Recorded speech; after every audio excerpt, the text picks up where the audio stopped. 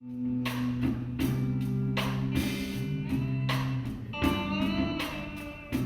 of the people who have done the most damage, they won't be around in 2030 to not see any tigers. They won't be there in 2030 to notice that there are no glaciers left in the Himalayas. But who's going to be around in 2030? We are, right? And we're going to be right in the prime of our lives. How old are you guys going to be in 2030? Anybody know? How old are you going to be? 40? Yeah, I'm going to be about 45. And I want to have a really good future when I'm 45. And this is our future. Are we moving this?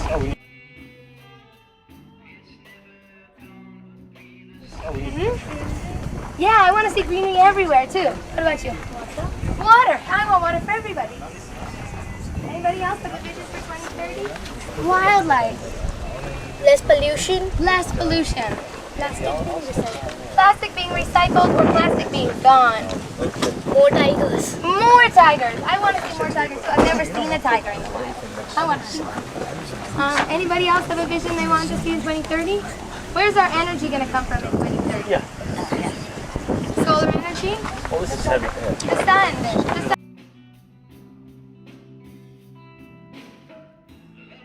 Engineers who are green doctors who are helping us clean up our hospitals, clean up our rivers, clean up our air. They're scientists, they're writers, they're artists. Everyone can be a part of this. Right? So no matter what you choose to do, no matter what your dream is, you can make it part of the solution. Yeah. So, but that's, and the other reason why I chose to do what we're doing right here is the fact that I don't think people are hopeful enough. This is a really big problem. And as soon as as soon as I start to really think about the problem, as soon as I start to think about the fact that in 2030, there might not be any water, there might not be any ice in the Himalayas. There might not be any Great Barrier Reef left. There might not be any maple trees, which are the trees that grow in my part of the United States. And that makes me really, really sad. So I think we have three choices. We can be really sad about the future because people made a lot of mess, and there's a lot of messes we're not going to be able to clean up. Entire countries have already been evacuated, right?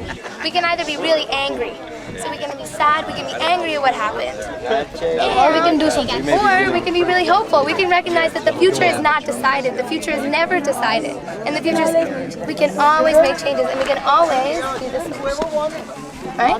So I chose to do whatever I could to try not to be sad, not to be angry, and just to be hopeful about the fact that there are people like you. Do you sometimes feel? I like my job too. I feel like I have the best job in the world, right? Do you sometimes feel helpless that nobody's listening to you and everybody's like, use plastic bags for our convenience? I don't care what's going to happen in 2020. Yeah. Sometimes I do feel really helpless, and I think that the problems are so big. It's really hard. It is honestly really hard to feel like people are listening, because not everybody listens and not everybody cares. Everybody says, I'll wait until tomorrow.